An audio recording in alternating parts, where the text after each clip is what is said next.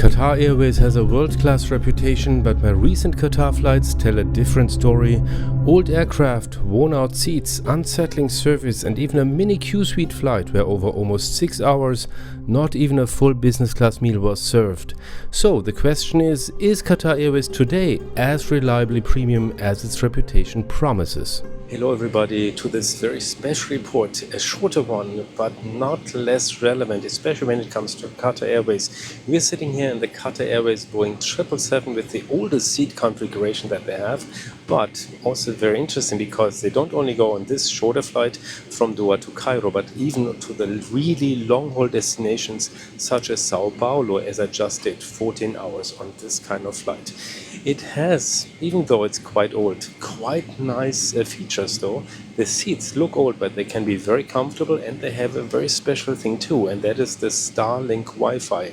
Everything about that now in our flight in 3 hours from Doha to Cairo. Welcome to the Plane Insider. I'm Chris from Travel Sing Fly. Here you'll explore the world's airlines up close, from economy to business and first class, filmed live on board, authentic and full of detail.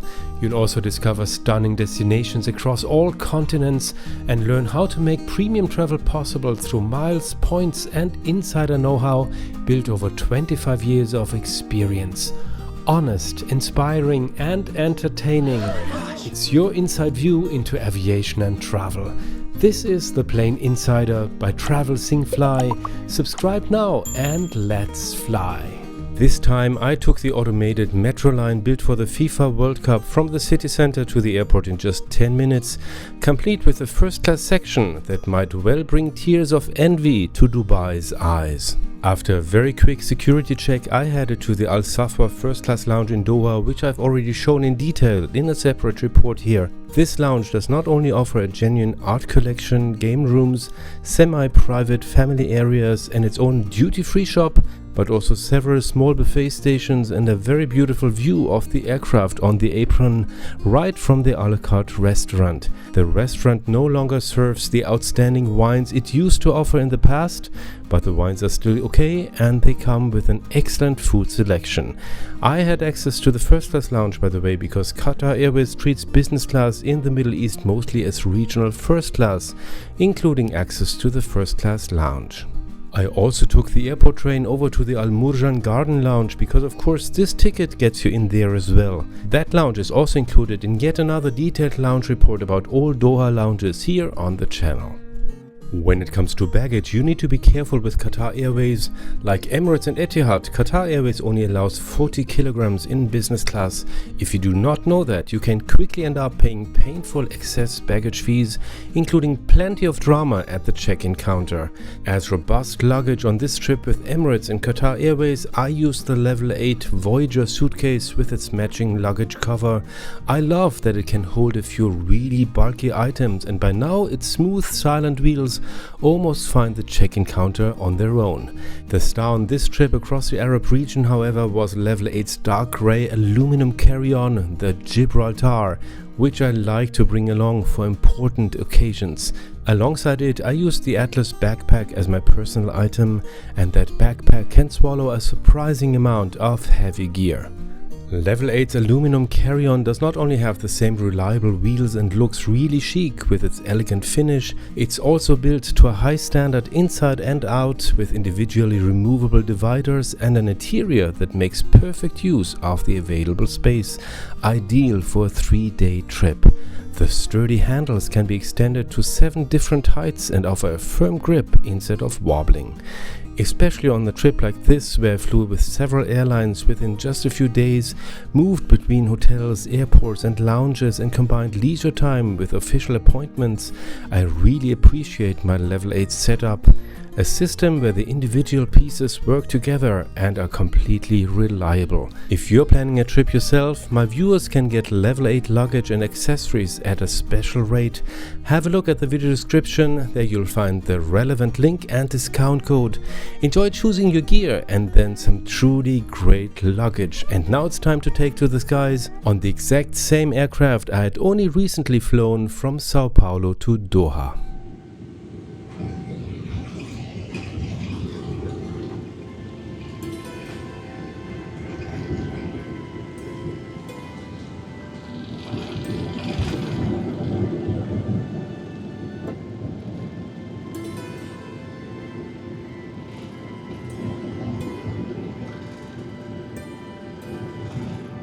What a beautiful takeoff from Doha, and almost always the takeoffs go northbound. So you would see on the left side all the city of Doha, the old town, the new skyscrapers, and the very new parts of Doha like the Pearl, or the new neighborhoods that were built around the Soccer World Championship. Anyway, I talked about this plane already. I said it's quite an old cabin. Actually, it's a really old cabin. It's the oldest of Qatar Airways. But there's a few really advantages that come with this cabin, and that is especially when you're not having a neighbor sitting here, because you have this seat that you can use as a bed, and the other seat just to sit down there, watch TV and eat something. And another thing about this bed is that it goes also down as a flat bed, but you have no restrictions for your legs, and that is really great too. They don't go under your seat in front of you, but they're completely free. And I think that is a very big advantage. However, you have no privacy whatsoever. There's nothing, no partition walls or anything that would protect you from being seen. The key point with this cabin, of course, is that it's only comfortable if there's no one sitting next to you. Otherwise, if you're in the window seat, you're completely cut off from the rest of the aircraft as soon as a person in the aisle seat lies down. Not nice.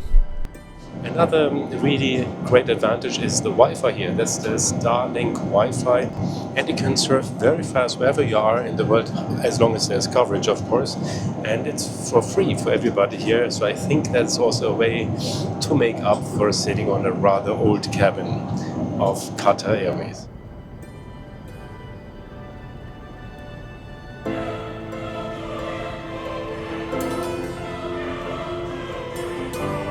This flight from Doha to Cairo takes only 3 hours, so it's actually rather a long short-haul flight or a shorter medium-haul flight. However, this plane goes also on really long-haul flights, as I just had from Sao Paulo to Doha. That's 14 hours, and I was rather surprised that they used this old cabin. But as long as you have a working or a functioning seat, it's all fine. I had a seat that had a armrest that was shaky like this. If everything is working on the seat, it's really quite nice.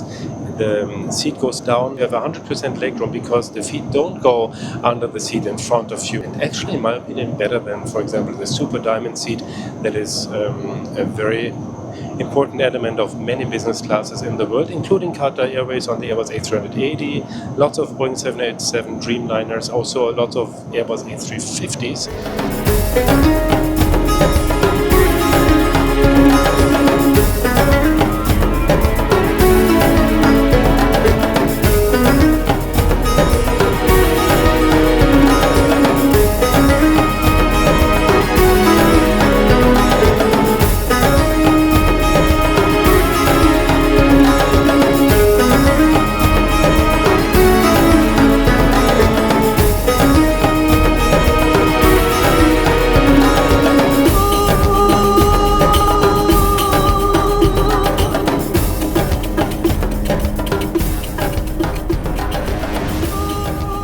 Now this flight takes only 3 hours, but even more, it's going to be interesting now how much service you get on a 3-hour flight with this airline.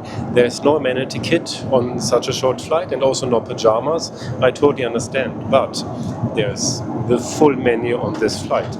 Now let's have a look at the menu. This is the nice paper menu for this 3-hour flight, and we get 3 options for starters. Then there's 4 different main courses to choose from, and 3 different desserts. And then there's the regular list of mocktails and cocktails, and all teas, cafes, and cappuccino, espresso, and so forth on this short flight. And then also the wine list is as on the long flights. That's actually a different wine list as yesterday on the longer flight, but still 2 different kinds of champagne, 3 different white wines, 3 red wines, dessert wine. In this case, it's Sauterne and port wine, 20-year-old port wine. So actually, that is very impressive, especially because you get this kind of menu also on an Airbus A320 on a smaller plane.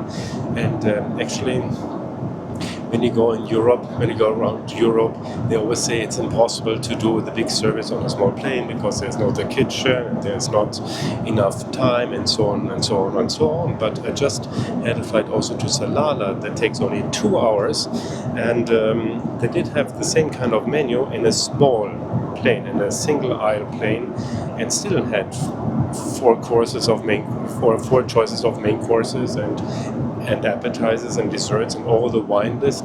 So it is possible. It is a matter of will. Of course, we have to say that this airline is super subsidized or sponsored by the owners of the Qatari family, the Qatari ruler family. Qatar Airways is wholly owned by the state of Qatar, in other words by the Qatari government and state-related structures. It is not a private airline. Even on the flight map, Qatar Airways does not appear neutral.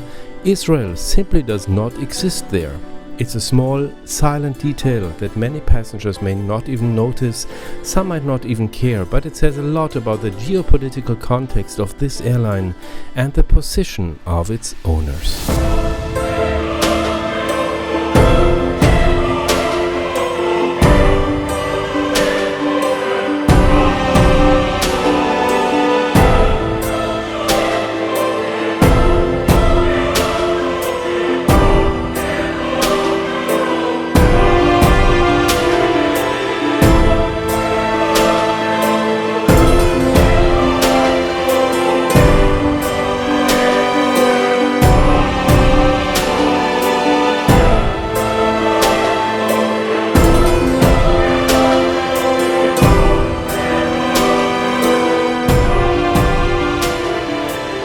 The lunch service is over now, and we have the appetizer and main course, and I'm still having the dessert now.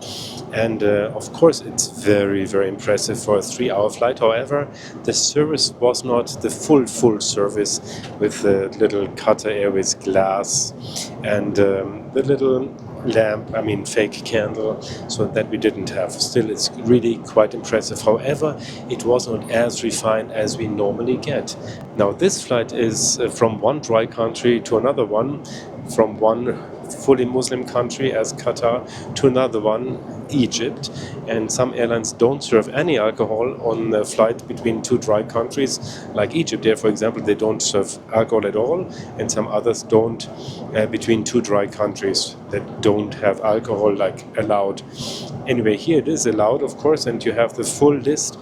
However, I have a feeling that on this flight I get a little strange look after having some champagne. I first asked for some champagne, and now I got the dessert, and I asked, could I have maybe a dessert wine along with my dessert?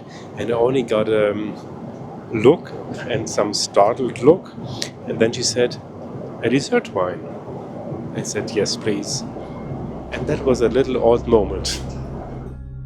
During the flight, I received a few more reproachful looks, but honestly, that's not my problem. This remote control would have worked, but it could not be removed from the armrest, so let's take a look at the lavatories first. They are small and windowless, but very clean, and the amenities here, as everywhere in Qatar Airways Business Class, are by Diptyque, a very exclusive Parisian cosmetics brand. On this flight, of course, I don't sleep because there's so much to see. It's a short flight of only 3 hours. There's the very beautiful takeoff. Then there's lunch service. Then there's some nice things to drink maybe. Then watch some TV. Then lay down a little bit only, like me. And actually, it's quite nice like this, as you can see here. It is actually lie flat, but also not 100% because, the foot end goes down a little bit, it's a little flexible, so to speak. And once you sleep, you don't see that you have no privacy, because this is how it is, not private at all. But still, I really like this kind of seat. It's not fancy, but it's very practical. Qatar Airways Oryx One entertainment system is generally very good and ranks among the best in the world. However, watching anything on the old system in Qatar Airways' still numerous old workhorse aircraft is no fun at all. First, there's this slow antique remote control if it comes out of the armrest at all, and then there's the old very reflective monitor screen. It does not get bright enough, it's far away from the seat, and depending on the viewing angle, the picture picture becomes blurry. During the day, the better option is simply to look out of the window. Now, before we land, one really important and quite popular topic on this channel: how did I book this flight and how much did it cost?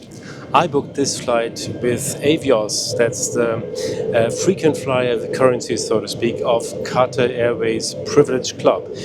I flew yesterday from Munich to Doha, today from Doha to Cairo, altogether 55,000 Avios and a little more than 200 euros in fees. And I generated those miles with American Express membership reward points, so that is an even better redemption, I would say. Absolutely recommended, and normally the price would have been around 3,000 something euros.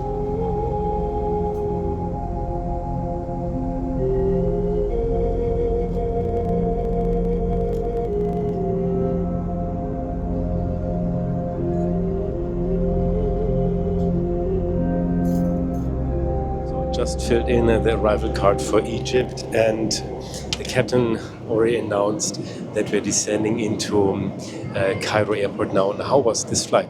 Now, when it comes to this shorter flight, it's pretty impressive what they have when it comes to catering.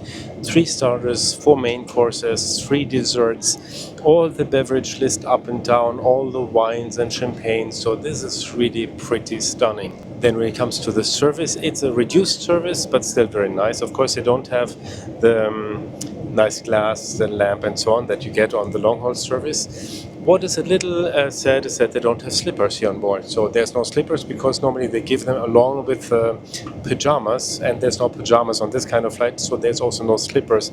So that is a little sad. They should have maybe slippers separately. It would be very comfortable even on a 3 hours flight. Of course, there's no manual ticket on a 3 hours flight. That I totally get. So on a short flight like this, it's pretty impressive. Now, how is it with the long-haul flights? I was on this very plane just a few weeks ago on a very long-haul flight from Sao Paulo to Doha. That's 14 hours. But it's still pretty great if you have a neighboring seat without anybody sitting in there, because then you have one bed for yourself and one seat for yourself where you can just watch TV and eat and sit, and then later you can sleep on your very own bed. On the other hand, that would also work on newer seats, and then with TV screens and a working remote, that would make you want to watch a movie. Also, it would be nice if an airline of this size and significance would get over it and just be politically correct.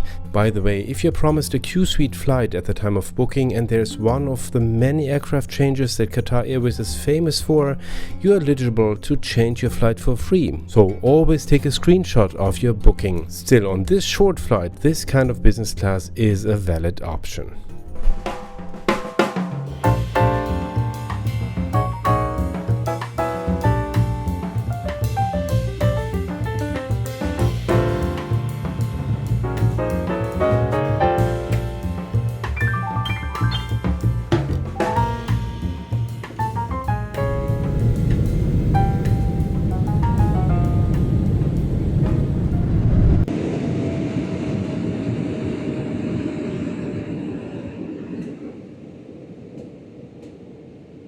And after a pretty interesting flight, we've landed at Cairo airport. I hope you really enjoyed watching this flight report. If yes, give me a thumbs up, subscribe to the channel, that's really, really important, and write all your comments. There's much more behind each of my videos than meets the eye. Nothing is produced quickly or haphazardly here. That's why this channel is different. Every shot, every edit, every piece of research is done by hand with a lot of time, passion and attention to detail. If you appreciate this, then please subscribe to the channel right now. And if you would like to support me further, leave me a super thank or buy me a coffee or two with a little link on the screen. This will help me continue producing honest, independent airline reports and travel videos. Thank you so much for being part of this, because without you, much of this would not be possible. And by the way, one really exciting report would be this one. Check it out right away. I'm Chris. Thank you for watching.